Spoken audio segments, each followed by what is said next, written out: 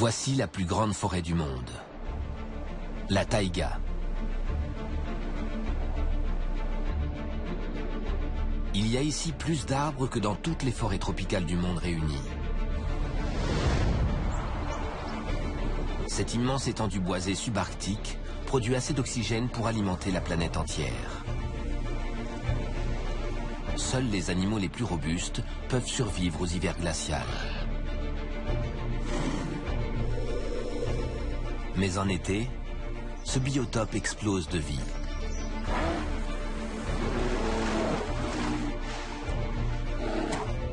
Durant cette courte saison d'abondance, les animaux doivent emmagasiner un maximum de nourriture avant le retour du terrible hiver arctique.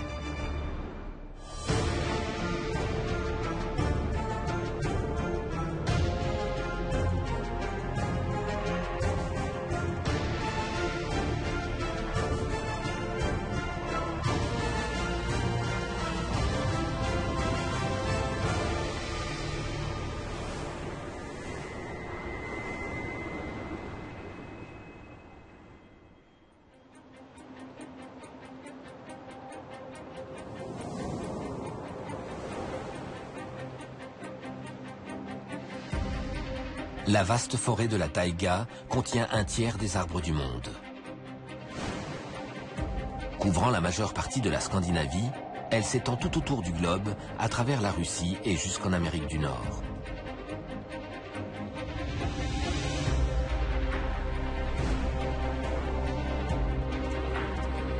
Des gloutons gros comme des ours arpentent cette terre gelée. Des oiseaux se battent en duel entre les arbres.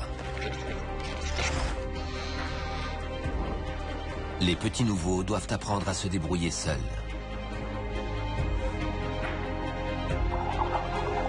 Il y a des cervidés géants capables de se nourrir sous l'eau.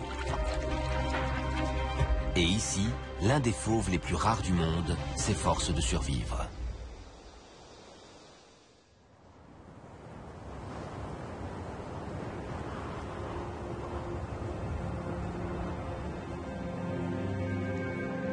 C'est le plein hiver dans la taïga. L'air est glacial.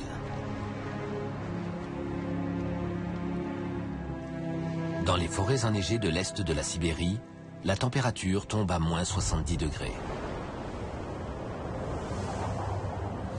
C'est l'endroit le plus froid de l'hémisphère nord.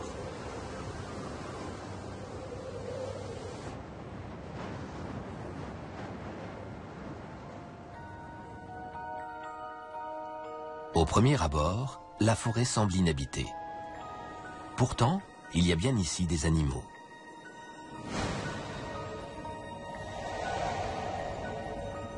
Au cœur de la taïga, dans le nord de la Suède, la vie sommeille sous la neige. Car il fait bien plus chaud sous terre. L'ours brun a trouvé la parade au froid. Il dort tout l'hiver. Cela fait 3 mois que cette femelle hiberne, mais elle est étonnamment vigilante. En abaissant sa température corporelle de seulement quelques degrés, elle divise par 2 ses besoins énergétiques.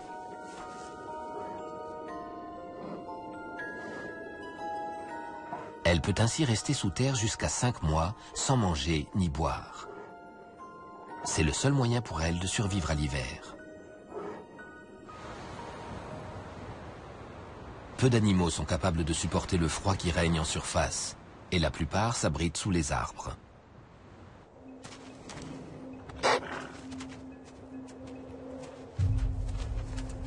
Dans l'extrême nord de la Finlande, le glouton doit parcourir de longues distances pour trouver de quoi manger.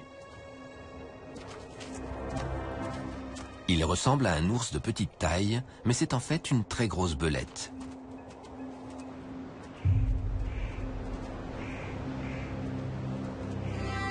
Il peut flairer une carcasse enfouie sous 6 mètres de neige.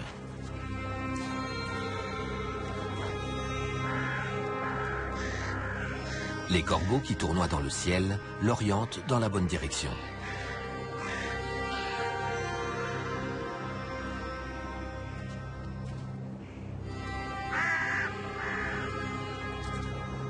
ce renne est mort de faim et sa carcasse est gelée.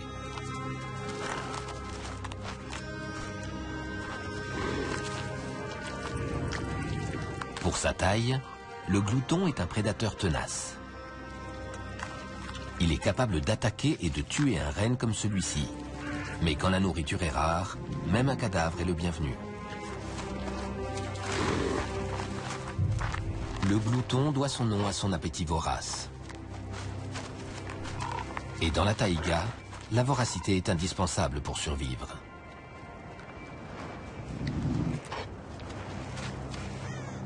Ses mâchoires puissantes broient les os pour en extraire la moelle. Une fois rassasié, il part avec des restes qu'il enterrera sous la neige. Une réserve secrète pour les temps de disette.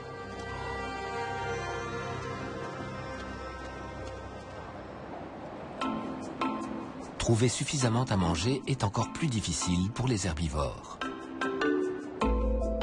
Dans l'extrême nord de la Norvège, les arbres sont plus clairsemés et rabougris. C'est la frange la plus septentrionale de la taïga, à 500 km au nord du cercle arctique. Au-delà de ce point, il n'y a pas assez de lumière pour que les arbres poussent. Les conifères à feuilles persistantes dominent ce paysage glacé. Leurs aiguilles sont recouvertes d'une couche de cire qui les protège du froid.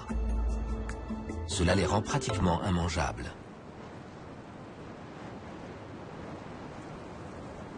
La vie devrait donc être impossible ici. Pourtant, elle s'accroche.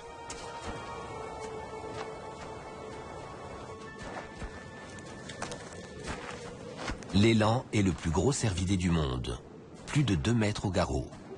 Il conserve sa chaleur corporelle, même dans le froid le plus extrême.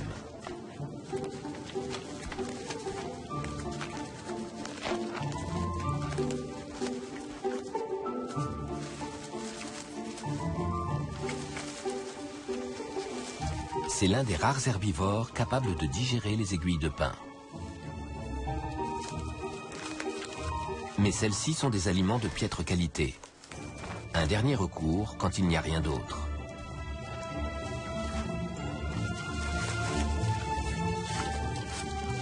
Chaque jour d'hiver expose un peu plus les élans à la famine.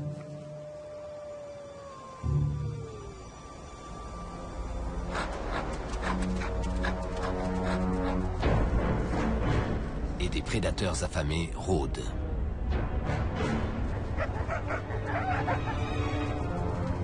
Sous le couvert des arbres, une meute de loups avance.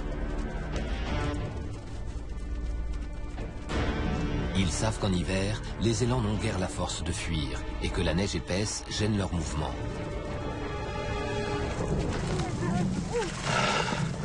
Ce jeune, né l'an passé, n'avait aucune chance. Cette prise est une aubaine pour la meute, car seule une expédition de chasse sur 10 est couronnée de succès.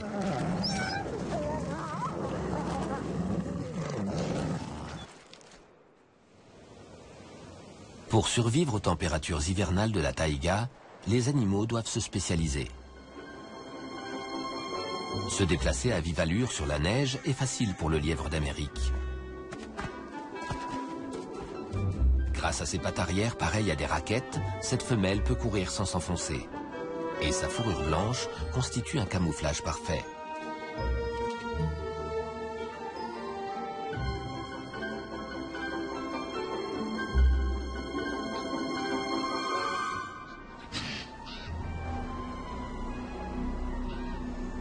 Mais son principal prédateur, le lynx, s'est lui aussi adapté. Il se déplace sans faire aucun bruit et cette discrétion est sa meilleure arme pour chasser dans la forêt.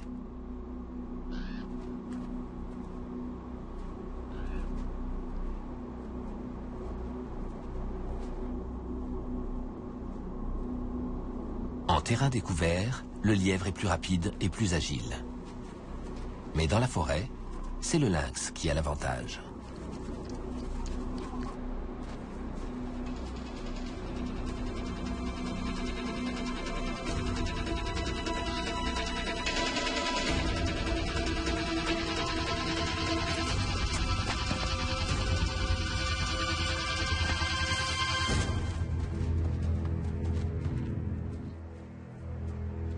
Cette fois, le lièvre s'en sort sain et sauf.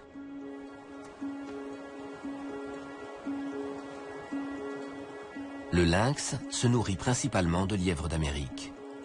Si la population de lièvres diminue, le nombre de lynx diminuera également.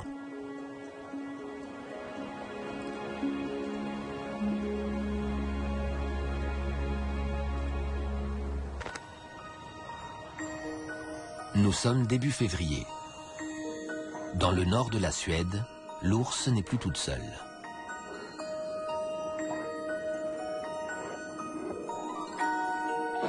Bien que toujours en hibernation, elle a récemment donné naissance à des jumeaux.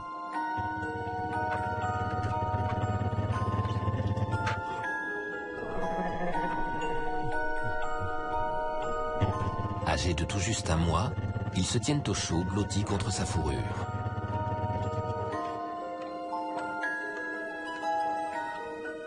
Mais le jeûne de la mère n'est pas terminé pour autant. Il faudra encore 2 mois avant que ces bébés soient prêts à quitter la tanière et qu'elle puisse chasser.